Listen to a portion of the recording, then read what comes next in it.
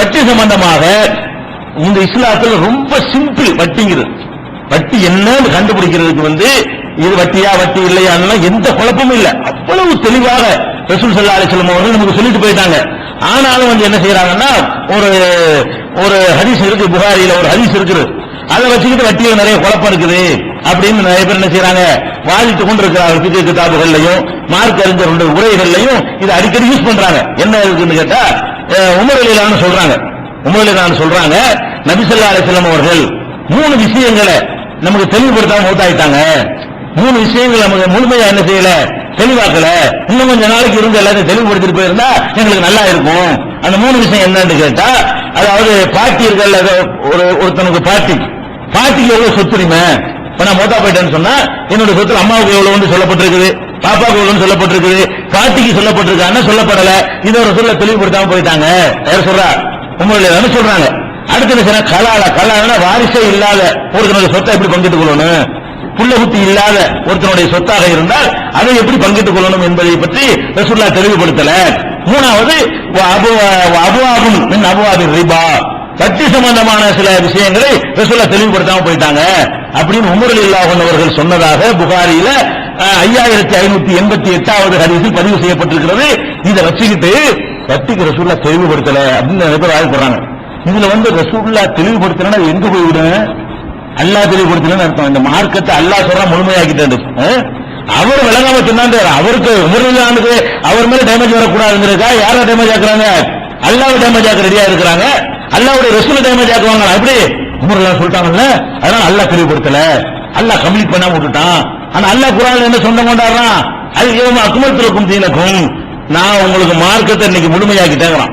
நான் ஃபுல்லாக்கிட்டேன், கூற வைக்கிறேங்கிறான். ஃபுல்லாக்கிட்டேன்னு அர்த்தம் எல்லாம் விளக்கப்பட்டிருக்குன்னு அர்த்தம். நம்மளே பார்த்தா விளங்குது, அவ்வளவு தெளிவா ரசூலுல்லாஹ் சொல்லியிருக்கிறாங்க.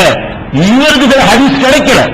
உமர் ரலியல்லாஹு பொறுத்த வரைக்கும் அவரே பல சந்தர்ப்பங்கள்ல தப்பா சொல்லி என்ன செய்வாரு, சஹாபாக்கள் சுட்டி காட்டின உடனே ஆமாமா நாங்க என்னப்பா வியாபார தொழில ஈடுபட்டோம், நீங்க மாதிரி ரசூலுல்லாஹ் போய் அதிகமா உட்கார்ல இல்ல, தெரியாம போச்சு அப்படி எல்லாம் நிறைய தடவை விளங்கிருக்காரு. அவரை சொல்லிவிட்டு அவர் வாபஸ் வாங்கி இருக்கிறாரு. அந்த மாதிரி வட்டி சம்பந்தமான நிறைய ஹதீஸ்ல அவர் கிடைக்காதனால அவர் அந்த வார்த்தை சொல்லிட்டு கூடாது.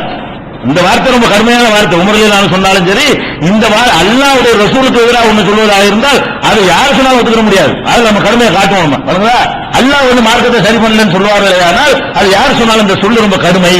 இந்த சொல்லு உமர் ரலியல்லாஹு சொன்னாலும் சரி, இது ரொம்ப ராங்கான சொல்லுதான். இதுல எந்த விதமான காம்பரமைஸும் மாற்றுகிறது கிடையாது. அல்லாஹ்வுக்காக மோசப்படுவதும் அல்லாஹ்வுடைய ரொம்ப இதானடா வட்டிங்கிறதுங்கிறாங்க. ரசூலுல்லாஹ் சொல்றாங்க, அவ்வஹ் 500 ரிபா இதான் வட்டி, இதுதான் வட்டிங்கிறாங்க. வட்டியோட வாடையவே இது வட்டினால இதானப்பா. ஒரு பொருளை கொடுத்துட்டு அதுலயே எப்படி கூட வாங்குவ, ஒரே பொருளை கொடுத்து அதுலயே கூட வாங்கினீங்கன்னா அது வட்டி. அது வேணாம், அந்த விளையாட்டு வேணாம் அப்படின்னு சொல்லி லா தஃபால், இனிமே இந்த மாதிரி செய்யக்கூடாது. வலாக்கின் இதை அரத்தான் தஸ்தரிய, நீ இப்படி வாங்க நினைத்தால், மட்டமான பேரிச்சம்பழத்தை வேணாம், நல்ல பேரிச்சம்பழம் வேணும் வாங்க நினைத்தால் தமர நீ என்ன செய்ய அதை இதை வித்துப்படும் வந்து உள்ளத. அப்புறமே செய்யுங்க, இன்னொரு காசை கொடுத்து வாங்கு, அடுத்த பேரிச்சம்பழத்தை காசை கொடுத்து வாங்கு அப்படின்னு ரசூல் ஸல்லல்லாஹு அலைஹி வஸல்லம் சொன்னதாக புகாரியில 2312வது ஹதீஸ்ல இருக்கிறது. இது மாதிரி இன்னும் நிறைய இருக்கிறது. வட்டியில என்னன்னு விளங்குறதுக்கு முன்னாடி அது சம்பந்தமா எல்லா ஹதீஸையும் உள்வாங்கி வச்சுக்கணும். உள்ளுக்குள்ள இருந்தா தான் வட்டி இதான் வட்டிங்கிற உங்களுக்கு என்னவாக குழப்பம் இல்லாம தெளிவாகும். அதனால வட்டி என்னங்கிறது உள்ள போக வேணாம். இது வரைக்கும் சொன்னது நீங்க என்ன விளங்கிறீங்கன்னு கேட்டா, ஒரே இனத்தை சேர்ந்த பொருள்களை உடனுக்குடனே வாங்கினாலும் சரி, ஒரு மாசம் கழிச்சு வாங்குறது இல்ல, உடனுக்குடனே கைமாத்து பண்ணாலும் சரிதான், ஒண்ணு கூட ஒண்ணு குறைய இருக்கக்கூடாது. அப்படி இருந்தால் என்ன அது கூட மார்க்கெட் தடுக்கப்பட்டிருக்கு, ரசூல் ஸல்லல்லாஹு அலைஹி வஸல்லம் அவர்களால் தடுக்கப்பட்டிருக்கு விளங்கிறேன். இந்த வட்டியுடைய ஒரு அம்சம் என்னவென்று சொன்னால், நேற்று பார்த்த வரைக்கும் ஒரே பொருளை, ஒரே இனத்தை சேர்ந்த பொருளை ஒருத்தருக்கு ஒருத்தர் மாற்றும் பொழுது சமமாகத்தான் மாற்ற வேண்டும். ஒரு மரக்காலுக்கு 2 மரக்கா வாங்கினால், 1 கிலோவுக்கு 2 கிலோ வாங்கினால், 1 லிட்டருக்கு 2 லிட்டர் வாங்கணும்னு சொன்னா அது வட்டி ஆயிரும். உடனுக்குடனே மாத்தினாலும் சரி, கடனா வாங்கணும்னு அவசியம் கிடையாது. உடனுக்குடனே மாத்தினா கூட அது வட்டி என்பதை ரசூல் ஸல்லல்லாஹு அலைஹி வஸல்லம் அவர்கள் தெளிவாக நமக்கு சொல்லிடுறாங்க. அந்த தொடர்ல நபிகள் நாயகம் ஸல்லல்லாஹு அலைஹி வஸல்லம் உடைய காலத்துல எங்களுக்கு பல பேரும் தானமாக என்ன செய்வாங்கன்னு கேட்ட ஏழை சஹாபாக்கள் சொல்றாங்க, எங்களுக்கு தானமாக பலதரப்பட்ட பேரிச்சம்பழங்களுடைய கலவை இருக்குல்ல, அதை எங்களுக்கு தருவாங்க. நல்ல பேரிச்சம்பழம், கெட்ட பேரிச்சம்பழம், நடுத்தர பேரிச்சம்பழம், அப்படித்தானே இருக்கு. பிறர்கிட்ட வாங்கும் பொழுது அப்படித்தானே இருக்கு. என் வீட்டில் உள்ள நான் கொடுப்பேன், உங்க வீட்டில் நீங்க கொடுப்பீங்க, அவங்க வீட்டில் அவங்க கொடுப்பாங்க. பலதரப்பட்ட பேரிச்சம்பழங்களாக இருக்கும். இப்படி பல தரத்தில் உள்ள பேரிச்சம்பழம் கலந்து எங்களுக்கு கிடைக்கும். கிடைத்தோம் நாங்க என்ன செய்வோம்னு கேட்டா, அது அப்படியே கொண்டு 2 மரக்காலை கொடுத்து விட்டு 1 மரக்கால் நாங்க வாங்குவோம். 2 மரக்கால் அங்க கொடுத்து விட்டு மார்க்கெட்ல அதுக்கு 1 மரக்கால் தாங்க போதும்னு சொல்லி நல்ல பேரிச்சம்பழம் வாங்குவோம். அப்ப ரசூல் ஸல்லல்லாஹு அலைஹி வஸல்லம் சொன்னாங்க, லா சாயின் பிசாயின், 2 மரக்காலுக்கு 1 மரக்கால் என்பது கிடையாது. வலா திர்ஹமைனி பிதிர்ஹமின், 1 திர்ஹத்துக்கு 2 திர்ஹம் வாங்குறதுங்கிறது கிடையாது. ஒரு வெள்ளி காசுக்கு 2 வெள்ளி காசு வாங்கக்கூடாது. அப்ப அந்த வட்டி என்ன, இது புகாரில 2080வது ஹதீஸ்ல இது பதிவு செய்யப்பட்டிருக்கிறது. அப்ப இந்த ஒரு பொருளுக்கு பொருள் நம்ம மாற்றக்கூடிய நேரத்தில் அதுல ஒரே அளவாகத்தான் இருக்க வேண்டுமே தவிர, அல்லது காசை கொடுத்து வாங்கிட்டு வேற ஒண்ணு கொடுத்து மாத்தலாம். நம்ம 2 கிலோ மட்டமான ஒரு அரிசியை கொடுத்து விட்டு 1 கிலோ நல்ல அரிசியை வாங்கும் போது தான் குற்றமாகும்.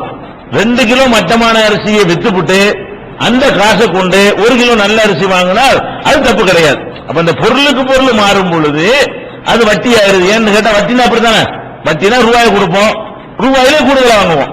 10,000 ரூபாய் கொடுப்போம், 16,000 வாங்குவோம். அப்ப ஒரே இனத்தில் வாங்குறதுக்கு பேர் தான் வட்டி.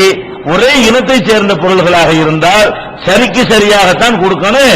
தரமான பொருளாக இருந்தாலும் சரி, தரமானதை கொடுத்தாலும் என்ன செய்யக்கூடாது, கூடுதலா வாங்கிடக்கூடாது என்று ரசூல் ஸல்லல்லாஹு அலைஹி வஸல்லம் அவங்க இதை தெளிவுபடுத்துறாங்க.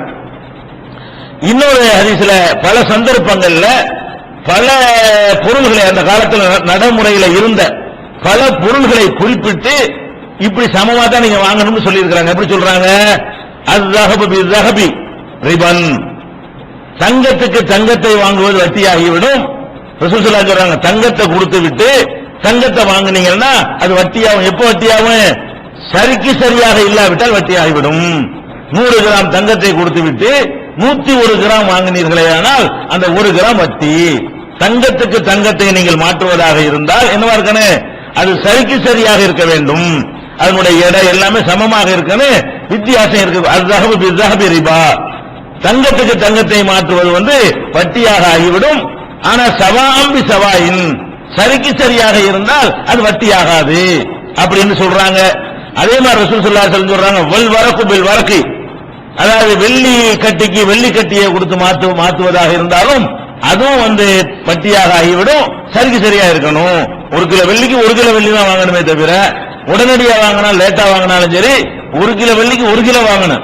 1 கிலோ வெள்ளிக்கு 1.5 கிலோ அடுத்த மாசம் வாங்கினாலும் சரி, உடனடியா வாங்கினாலும் சரி, ஒரு இனத்தை சேர்ந்த பொருளாக இருக்குமே. ஆனால் அதை மாற்றும் பொழுது ஒரு பக்கம் கூட ஒரு பக்கம் குறையன்னு வந்துடக்கூடாது அப்படிங்கிறாங்க. அதே மாதிரி ஒரு ஃபில்லத்து பில் ஃபில்லத்தி, வெள்ளிக்கு வெள்ளி, வெள்ளி கட்டி வேற வெள்ளி வேற, வெள்ளிக்கு வெள்ளியை நீங்க மாத்துறதா இருந்தாலும் அதுவும் என்ன இருக்கக்கூடாது, கூட இருக்கக்கூடாது, சமமா தான் இருக்கணும். ஒரு புர்ரு பில் புர்ரி, புர்ருனா அந்த தீட்டிய கோதுமை தீட்டப்பட்ட கோதுமையை கொடுத்து தீட்டப்பட்ட கோதுமையை வாங்குவதாக இருந்தால் அதுவும் இது வாங்குறதும் கொடுக்கறதும் சமமா இருக்கணும். உடனடியாக வாங்கினாலும் சரி, கடனை வாங்கினாலும் சரி, சமமான அளவில் தான் இருக்க வேண்டும். அதுல வித்தியாசம் இருக்கக்கூடாது. தீட்டப்படாத கோதுமை, இதெல்லாம் ரசூலுல்லாஹ் இவ்வளவு சொல்றாங்க, ஒன்னொன்னா சொல்றாங்க. தீட்டப்படாத கோதுமைக்கு தீட்டப்படாத கோதுமை வாங்கினீர்களே ஆனால் அதுவும் இதுவும் சரியான இடையில் உள்ளதாக இருக்கணும், அதுல வித்தியாசம் இருக்கக்கூடாது என்று ரசூல் ஸல்லல்லாஹு அலைஹி வஸல்லம் அவர்கள் இது எல்லாத்தையும் பல ஹதீஸ்கள்ல சொல்லி இருக்கிறாங்க. இந்த ஹதீஸ்கள் எல்லாம் புகாரியில 2134, 2174, 2175, 2177, 2182, 2170 இந்த ஹதீஸ்கள்ல எல்லாம் எந்த பொருளை நீங்கள் பொருளுக்கு பொருள் மாற்றினீர்களே ஆனால் அது சரியான அளவில் இருக்கணும். 2 பக்கமும் ஒரே எண்ணிக்கையில, ஒரே எடையில, ஒரே அளவுல அளந்து கொடுக்கிற பொருளா இருந்தா ஒரே அளவு இருக்கணும். நிறுத்து கொடுக்கிற பொருளா இருந்தா ஒரே நிறுவையில் இருக்கணும். எண்ணி கொடுக்கிற பொருளா இருந்தா ஒரே எண்ணிக்கையில இருக்கணும். இதுல 10னா அதுல 10, இதுல 10 கொடுத்து இதுல 12 வாங்க கூடாது. இப்படி எல்லா வகையிலும் என்ன செய்யணும், எந்த மாதிரி கொடுக்கணுமோ அது சமமாக இருக்க வேண்டும் என்று ரசூல் ஸல்லல்லாஹு அலைஹி வஸல்லம் அவர்கள் அதை விலைக்கு சொல்றாங்க. அப்ப வட்டியுடைய ஒரு அம்சம் நமக்கு விலகி போச்சு. எந்த கொடுக்கல் வாங்கல் பண்ணாலும் சரி, ஒரே பொருளை நம்ம கொடுத்து வாங்கணுமையானால் அது என்ன இருக்கக்கூடாது, கூட வாங்கிடக்கூடாது, அது வட்டி ஆயிருது.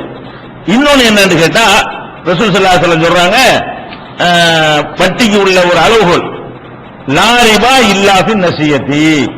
இந்த வட்டி வந்து இது இல்லாம வட்டி எங்கெல்லாம் வரும்னு கேட்டா தவணையாக கடனாக வரும்பொழுதுதான் வட்டி வரும் அப்படின்னு ஒரு ஹதீஸும் இருக்குது. ரசூல் ஸல்லல்லாஹு அலைஹி வஸல்லம் சொல்றாங்க, கடனாக நீங்கள் வந்து வாங்குறதா இருந்தால் உன்னை கொடுத்துறது கூட வாங்குனீங்களா அது வட்டி ஆயிரும். கடனுக்கு கொடுக்கக்கூடிய ஒரு பொருளாக இருக்குமே ஆனால் அதுல வந்து இனம் மாறினாலும் பரவாயில்லை வட்டி ஆயிரும். உடனுக்குடனே கொடுக்கிற பொருளா இருந்தால் ஒரே இனமா இருந்தா வட்டி ஆகும். 1 கிலோ சீனிக்கு 2 கிலோ சீனி வாங்கினா வட்டி ஆயிரும். கடனா கொடுக்கிறதா இருந்தால் ஒரு பொருளை கொடுத்துட்டு அதை விட கூடுதல் மதிப்புடைய வேற ஒரு பொருள் அடுத்த மாசம் வாங்கினீங்க சொன்னா வட்டியா போயிடும். 1 கிலோ தங்கத்தை கொடுத்து விட்டு நீ அடுத்த மாசம் என்ன செய்ய உன்னை ஒரு அந்த அதை விட கூடுதலான மதிப்பு ரூபாய் கேட்கிறது. 1 கிலோ தங்கம் ஒரு லட்சம் ரூபாய் வச்சுக்கிட்டோம்னு சொன்னா அடுத்த மாசம் நீ 1.5 லட்சம் ரூபாய் கொடு. இன்னைக்கு 1 கிலோ தங்கத்தை வாங்கிக்க, அடுத்த மாசம் நீ என்ன செய்ய எனக்கு 1.5 லட்சம் ரூபாய் கொடுன்னு சொன்னோம்னா இந்த 1 கிலோ தங்கத்துக்கு என்ன ரேட்டோ அதை விட இன்னொரு 25,000 ரூபாய் நம்ம என்ன செய்யறோம் அதிகமா வாங்குறோம். அப்ப வட்டிக்கு அளவுகள் என்னன்னு கேட்டா ஒரே பொருளாக இருக்குமே ஆனால் உடனடியாக மாற்றிக் கொண்டாலும் சரி தவணையில வாங்கினாலும் சரி ரெண்டுக்கும் வித்தியாசம் இருந்தா அதுக்கு பேர் வட்டி. ஒரே இனமா இருந்தால் ஒரு தங்கத்துக்கு தங்கம், வெள்ளிக்கு வெள்ளி, அரிசிக்கு அரிசி, பருப்புக்கு பருப்பு, சீனிக்கு சீனி மாற்றுவதாக இருந்தால் அதுல கொடுக்கிறது வாங்குறது சமமா இருக்க வேண்டும். அது உடனடியாக வாங்கினாலும் சமமா இருக்கணும், லேட்டா அடுத்த மாசம் வாங்கினாலும் இந்த மாதிரி இருக்கணும், ரெண்டு சமமா இருக்கணும். இது ஒரு வட்டி. இன்னொரு வட்டி என்னன்னு சொன்னா ஒரு பொருளை நம்ம கொடுத்துறோம், இன்னைக்கு நாளைக்கு அதை வாங்குறோம். இன்னைக்கு கடனாக கொடுத்து விட்டு நாளைக்கு வாங்குறோம். நாளைக்கு வாங்கும்போது எதை நம்ம கொடுத்தோமோ அதை விட அதிக மதிப்புடைய உள்ளதை நம்ம நாளைக்கு வாங்கினோமே ஆனால் அது வட்டியா போயிடும். ஒரே இனமா இல்லாட்டாலும் ஒரே இனம் கிடையாது. தங்கத்துக்கு வெள்ளியை தான் வாங்குறீங்க, வெள்ளிக்கு தங்கத்தை வாங்குறீங்க. எப்படி வாங்குறீங்க? இன்னைக்கு அதுக்கு என்ன மதிப்பு அதை வாங்காம நீ அடுத்த மாசம் கொடு, ஆனா ஒரு சேர்த்து கொடு அப்படின்னு சொல்லி வாங்கினோமே ஆனால் அது என்ன வாங்குறேன்? ரெண்டு தான் வட்டி, வேற ஒண்ணும் கிடையாது. வட்டியை ரசூலுல்லாஹ் விளக்காம போயிட்டாங்கிறாங்கல்ல, விளக்கிட்டு தான் போயிருக்கிறாங்க. என்ன விளக்குறாங்க? ஒரே பொருளாக இருக்குமே, ஒரே இனமாக இருக்குமே ஆனால் அதை சரிக்கு சரியான அளவை விட தாண்டினால் அது வட்டி. வெவ்வேறு பொருள்களாக இருக்குமே ஆனால் கடனாக வாங்கும் பொழுது கொஞ்சம் அதிகம் வாங்கி விட்டீர்களே ஆனால், ரொக்கமாக வாங்கும் பொழுது வாங்குறதை விட கடனாக வாங்கும் பொழுது கொஞ்சம் கூட வாங்கி விட்டீர்களே ஆனால் அதுக்கு பேர் வட்டி. வேற ஒண்ணும் இல்ல. இது ரொக்கமாக வாங்கினா 10,000 ரூபாய், கடனா அடுத்த மாசம் 1000 ரூபாய் இருந்ததுன்னா 11,000 ரூபாய். இதுதான் வட்டி. வட்டினால என்னது? கடன் என்பதற்காக கூட கேட்கறதுக்கு பேர் வட்டிங்க, வேற ஒண்ணும் கிடையாது. வட்டிக்கு அளவுகள் என்ன? கடனை ரொக்கமா தந்தா ஒரு ரேட்டை கொடுத்துட்டு கடனை தரல, என் காசு ஒண்ணு நிக்குதுல, என் காசு ஒன்று நிக்குதா இல்ல, ரூபாயை கடன் வாங்கினாலும் சரி பொருளை கடன் வாங்கினாலும் சரி கடன் என்ற காரணத்திற்காக அதிகம் வாங்குறதுக்கு பேர் தான் வட்டி. விளங்குதா? ரசூல் ஸல்லல்லாஹு அலைஹி வஸல்லம் சொல்றாங்க, சஅல்னா அனிஸ் ஸர்ஃபி, நாணயம் மாற்றுவதை பற்றி ரசூல் ஸல்லல்லாஹு அலைஹி வஸல்லம் அவங்கள்ட்ட கேட்டோம். அப்ப ரசூல் ஸல்லல்லாஹு அலைஹி சொல்றாங்க, இன்கான எதம்பியதின், உடனுக்குடனே நாணயத்தை மாத்திக்கிட்டீர்களே ஆனால், நாணயம் மாத்திரம் வழங்குதா? நம்ம காலத்து வியாபாரம் இருக்குல்ல, இப்ப ரூபாய் கொடுத்து டாலர் வாங்குறது, டாலர் கொடுத்துட்டு தீனாரை வாங்குறது, தீனாரை கொடுத்து ரியால் வாங்குறது, ரியாலை கொடுத்து திர்ஹம் வாங்குறது, ஒவ்வொரு நாட்டுக்கும் ஒரு நாணயம் இருக்கு இல்லையா? அந்த மாதிரி வந்து நாணயத்தை மாத்துறதா இருந்தால் அதுல தப்பு கிடையாது. டாலருக்கு என்ன செய்யலாம்? $100 என்ன ரூபா கொண்டா, இந்த டாலரு அதுக்கு என்ன ரேட்டு வாங்கிக்கிறோம், அந்த ரூபாய் தான் வாங்கினால் இதுல வட்டி கிடையாது. ஏன்? நாணயத்தை மாத்திக்கலாம், உடனுக்குடனே மாத்திக்கிறது தப்பு கிடையாது. ஆனால் என்ன செய்யணுமா? உடனுக்குடன் நீங்க நாணயத்தை மாற்றிக் கொண்டீர்களே ஆனால் அதுல குற்றம் இல்ல. நீங்க என்ன செய்யறது? நீ டாலர் என்னைக்கு கொடுத்துட்டு போ, அடுத்த வாரத்துக்கு நான் $1 தர்றேன் அப்படின்னு சொன்னீர்களே ஆனால் அப்ப என்ன ஆயிரும்? அதுல வட்டி ஆயிரும். வயின்கான நசால் பலா யஸ்லஹு, கடனாக நீங்கள் நாணய மாற்று செஞ்சீர்களே ஆனால் அது செல்லாது. நாணயத்தை மாத்திக்கிறதா இருந்தால் என்ன செய்யணும்? இப்ப இந்திய ரூபாய் 1000 ரூபாய்க்கு எவ்வளவு டாலர் தருவேன், அல்லது அமெரிக்க டாலர் இத்தனைக்கு இப்ப இந்திய ரூபாய் எவ்வளவு தருவேன், அப்படி ரூபாய்தான் இப்படி வாங்கி கொண்டோமே ஆனால் அது வட்டி வராது.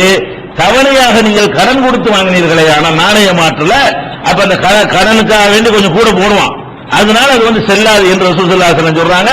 இது புகாரியில 2061வது ஹதீஸாகவும் 2498வது ஹதீஸாகவும் 3940வது ஹதீஸாகவும் இடம்பெற்றிருக்கிறது. அதே மாதிரி கடனுக்கு மாற்றும் பொழுது பொருள்கள் வெவ்வேறையா இருந்தா கூட நீங்க கடனுக்கு மாத்திக்கிட்டீங்க என்று சொன்னா அது தவறுங்கிறாங்க ரசூல் ஸல்லல்லாஹு அலைஹி வஸல்லம். நகா அன் பையு ذهب بالورقي, தங்கத்துக்கு வெள்ளியை விக்கிறது தைனன், கடனுக்கு விக்கிறது கூடாது. இந்த தங்கத்துக்கு வெள்ளி இப்ப விக்கலாம், இந்த இவ்வளவு தங்கம் இருக்குது, இவ்வளவு வெள்ளி இருக்கு, மாத்திக்கிறோமா? உடனுக்கு உடனே மாத்திருக்காரு குற்றம் கிடையாது. வெவ்வேறு பொருள் வெவ்வேறு பொருளா இருக்கனால ஒரு கிலோ தங்கத்தை வச்சுக்க, ஒரு 200 கிலோ வெள்ளியை கொடு, ரேட் மார்க்கெட் நிலவரம் அதான் இருக்குன்னு வைங்களா, இது தப்பு கிடையாது. ஒரு கிலோ தங்கத்தை கொடுத்துரு, அடுத்த மாசம் 200 கிலோ வெள்ளி தரேன்னு வட்டியா போயிடும். ஏன் அந்த அடுத்த மாசத்துல இன்னும் இருக்கு விஷயம். நீ உடனே கொடுக்காம நீ அடுத்த மாசம் எப்ப சொல்றியோ, அடுத்த மாசத்துக்கு நான் தரேன்னு எப்ப ஒருத்தன் சொல்றானோ அதுக்காக என்னத்தை எதிர்பார்க்கறான். இப்ப கொடுக்காம அடுத்த மாசம் சொல்றது என்ன எதிர்பார்க்கறான், அதுக்காக கொஞ்சம் கூட கிடைக்கும். அப்ப தவணை என்பதற்காக வேண்டி, கடன் என்பதற்காக வேண்டி எங்க எல்லாம் கூட வாங்குறீங்களோ, கடனுக்கு ஒரு ரேட் வச்சால் அதுக்கு பேர் என்னது, வட்டி. வட்டினால் அவ்வளவுதான். கடன் என்ற காரணத்திற்காக நீங்கள் அதிகமாக வாங்கினீர்களே ஆனால் வட்டி. வட்டின்னு சொல்லி வாங்கினாலும் அதுல இந்த அம்சம் தான் இருக்கும். வட்டின்னு டிக்ளேர் பண்றான்ல ஒரு தானே செய்யறான். 1 லட்சம் ரூபாய் அவன்கிட்ட போய் கேட்கறீங்க, கடனை தானே கேட்கறீங்க, வட்டியில கடன் அடங்கி தானே இருக்கு. எனக்கு வட்டிக்கு வேணும் ஒரு ஆள்கிட்ட போய் கேட்டீங்கன்னா அவனுக்கு நீங்க என்ன வாங்குறீங்க, கடனை தான் வாங்குறீங்க. கடன் இல்லாம வட்டி வராதுலங்க. ஒரு ஆள்கிட்ட போய் ஒரு ஜாமானை வச்சுக்கிட்டு எனக்கு 1 லட்சம் ரூபாய் வேணுங்கிறீங்க, அதுக்கு என்ன அர்த்தம், கடன் தான் அர்த்தம். கடனை வாங்குறீங்க. அவன் என்ன செய்வான், இந்த கடனை வாங்கிட்டீங்களப்பா, இவ்வளவு மாசம் மாசம் செலுத்து, அசல்ல இவ்வளவு செலுத்து, வட்டியில இவ்வளவு செலுத்து, மொத்தத்தையும் அசலை தர்ற வரைக்கும் நீ மாசம் மாசம் இவ்வளவு கட்டிக்கிட்டு வரணும் அப்படின்லாம் சொல்றானா இல்லையா. இந்த கடனாக அந்த ரூபாயை நான் வாங்கினதுக்காகத்தானே எங்கிட்ட மாசம் மாசம் வசூல் பண்றான். கடனை வாங்காத வசூல் பண்ண மாட்டானே. அப்ப வட்டி என்பதும் கடன் தான் இருக்குது. இது டிக்ளேர் பண்ணப்பட்ட வட்டி. இது என்னது, தெளிவா அவனே வட்டின்னு வட்டி கடையில போட்டு வச்சிருப்பான், அவனே வட்டின்னு போடுவான், இன்ட்ரெஸ்ட் இவ்வளவுன்னு சொல்லி போட்டு பில்லு போட்டு தருவான். இது ஓபனா டிக்ளேர் பண்ற வட்டி. இன்னொரு வட்டி என்னது, வட்டின்னு சொல்றது அந்த வட்டி. அது எப்படி, பொருள் இப்ப இந்த பொருள் 1000 ரூபாய், இந்த பொருள் ரூபாயை தந்தீங்கன்னா 1000 ரூபாய், நீங்க கடனை வாங்கினீங்கன்னா நாங்க என்ன செய்யணும், 1200 ரூபாய் வாங்கிடுவோம். அதான் வட்டி. அதான வட்டி. ரசூலுல்லாஹ் என்ன சொல்றாங்க, கடனுக்காக நீங்கள் கூட வாங்கினா வட்டி முடிஞ்சு வச்சுக்காத. நீ 1000 ரூபாய்க்கு இப்ப கொடுக்க ரெடியா இருக்கிறீங்களா, அப்ப இந்த பொருளும் உனக்கு 1000 ரூபாய் நல்லா வழங்கி போச்சு. விற்பனை விலை, வாங்கின விலை இல்ல. இன்னைக்கு ரூபாயை தந்தால் 1000 ரூபாய்க்கு நான் விற்க ரெடியா இருக்கிறேன் அப்படின்னு என்ன அர்த்தம், 1000 ரூபாய்க்கு நான் வித்தாலே எனக்கு லாபம் கிடைக்கும், விற்கிறதுக்கு நீங்க ரெடினா. அப்ப 1000 ரூபாய் இன்னைக்கு விற்க ரெடியா இருக்கும் பொழுது ஒரு கஷ்டப்படுறவன் வந்து கேட்கணும், இப்ப காசு இல்லைங்க, நல்லா எடுத்துட்டு போய் 1500 ரூபாய் கொடு, அடுத்த மாசம் கூட 1200 கொடு, அடுத்த மாசம் அதுக்கு அடுத்த 4 மாசம் கழிச்சு கூட 1300 ரூபாய் கொடு, அல்ல 1100 ரூபாய் கொடு, ஒரு 50 ரூபாய் சேர்த்து போட்டு கொடு. இந்த சேர்த்து போடுறது எதுக்கு, இந்த பொருளுக்காகவா நாளுக்காகவா? இந்த சேர்த்து பொருளுக்கு 1000 ரூபாய் நிர்ணயம் ஆயிடுச்சு. பொருளுடைய விலை எவ்வளவு, 1000 ரூபாய் நிர்ணயம் ஆகிவிட்டது. அப்ப 1000 ரூபாய் நிர்ணயமான பிறகு சேர்த்து கொடுன்னு கேட்கறீங்க, பொருளுக்காக வேண்டியா உங்க காசு அங்க நிக்கிறதுக்காக வேண்டி தானே. அப்ப உங்களுடைய காசு ஒருத்தர் நிக்குது என்ற காரணத்திற்காக வேண்டி அதிகமாக நீங்கள் ஒரு சின்ன ஒரு அளவு அதிகமா வாங்கினாலும் சரி, அது என்னவாகிறேன், வட்டியாக ஆகிவிடும். அந்த விளையாட்டு கூட நம்ம சாதாரண தவணை வியாபாரம் எல்லாம் பண்றாங்களே, பண்ணலாம், தப்பு கிடையாது. அவர் எப்படி பண்ணனே, நம்ம கிட்ட தவணைக்கு இதான் ரேட், ரொக்கத்துக்கு இதான் ரேட். நீ ரொக்கம் கொடுத்தாலும் இது 1200 ரூபாய் தான்ப்பா, நீ கடனை வாங்கினாலும் 1200 ரூபாய் தான் அப்படின்னு சொல்லி தவணை வியாபாரம் பண்ணுனா கூட லாபம் வச்சான்னு சொல்ல முடியுமே தவிர என்ன செய்ய முடியாது, வட்டி வாங்கினான்னு சொல்ல முடியாது. இல்ல ரொக்கம் உடனே காசு தர்றேன், ஒரு 1000 ரூபாய்க்கு தருவீங்களான்னு கேட்டா சரி நீங்க வைங்க. அப்ப நீங்க அந்த 200 ரூபாய் எதுக்கு வந்து வாங்குறீங்க, பொருளை உங்களுக்கு 1000 ரூபாய் கொடுக்க நீங்க ஓகே உடன்படுறீங்க, ஆனால் கடன் கொடுப்பதற்காக வேண்டி கூட கேட்கறீங்க. அப்ப கடன் கொடுப்பதற்காக வேண்டி எதை கொடுத்தாலும் சரி, கடன் கொடுப்பதற்காக வேண்டி கூடுதலாக நீங்கள் ஆதாயம் அடைந்தால் அதுக்கு பேர் என்னது, வட்டி. முடிஞ்சு வச்சுக்காது, அவ்வளவுதான். வட்டிக்கு 2 தான். வட்டிக்கு ரசூலுல்லாஹ் விளக்காம எல்லாம் மூத்தா போல, வட்டிக்கு 2 அளவுகள் தான். ஒரே இனத்தை சேர்ந்த பொருளாக இருந்தால் உடனுக்குடனே மாற்றினாலும் கூட வாங்கக்கூடாது. வெவ்வேறு பொருள்களாக இருந்தால் தவணைக்காக வேண்டி கூட வாங்கக்கூடாது. வெவ்வேறு பொருள்களை மாத்திக்கிட்டீர்களே ஆனால் ரூபாய்க்கு ரூபாயை மாத்தினாலும் சரி, அல்ல தங்கத்துக்கு ரூபாயை வாங்கினாலும் சரி, வெள்ளிக்கு ரூபாயை வாங்கினாலும் சரி, அரிசிக்கு பருப்பு வாங்கினாலும் சரி, கடன் என்ற காரணத்திற்காக வேண்டி இப்ப வாங்குவதை விட கூட வாங்கினால், ஒரு மூட்டை அரிசி கடன் கேட்கிறாரு, ஒரு மூட்டை அரிசிக்கு என்ன கேட்கிறாரு, ஒரு மூட்டை அரிசி கடனா தாங்க, அடுத்த மாசம் 2 மூட்டை பருப்பு கொடுத்துருமே அப்படின்னு கேட்கலாம். அப்ப இன்னைக்கு என்ன அதுக்கு மதிப்புன்னு பார்க்கணும். ஒரு மூட்டை அரிசிக்கு இன்னைக்கு எவ்வளவு தோரம் பருப்பு கிடைக்குன்னு பார்க்கணும். இன்னைக்கு உள்ள அதையே தான் 2 மாசம் கழிச்சு கொடுன்னு சொன்னா தப்பு கிடையாது. இன்னைக்கு ஒரு மூட்டை அரிசிக்கு 1 மூட்டை தோரம் பருப்பு தான் வரும். ஆனா நீ அடுத்த மாசம் தர்றதுனால எனக்கு 2 மூட்டை தோரம் பருப்பு கொடுன்னு கேட்டா அப்ப பொருளுக்கு பொருள் மாத்திரான். ஆனா என்ன வாங்குறான், நாள் அதிகமாவதற்காக வேண்டி இன்னைக்கு மார்க்கெட் நிலவரத்தை விட அதிகம் வாங்கும் பொழுது அது என்ன ஆயிடுது, வட்டி ஆயிடுது. இது ரசூல் ஸல்லல்லாஹு அலைஹி வஸல்லம் அவர்கள், அதாவது உடனுக்குடனே நீங்கள் நாணய மாற்று செய்து கொண்டீர்களே ஆனால் வட்டி வராது.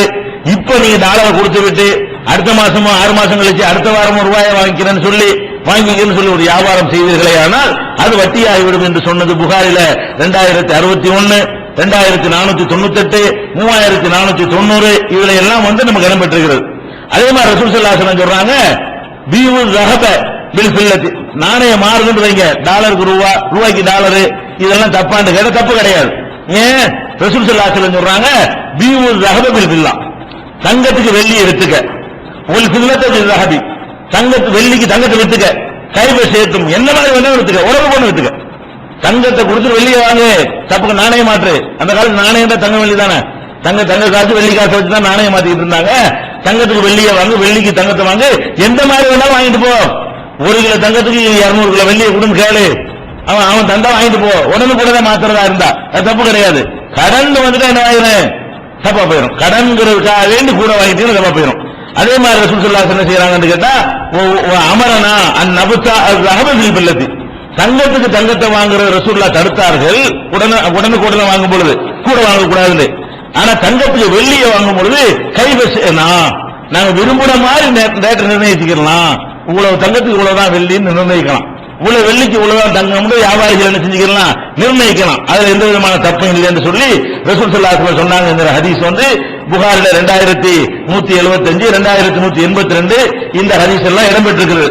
அப்ப இது மொத்தத்தில் நம்ம பார்க்கும் பொழுது அந்த வட்டி என்பது எங்க வருதுன்னு நம்ம தெளிவா தெரிஞ்சுக்கிட்டோம்.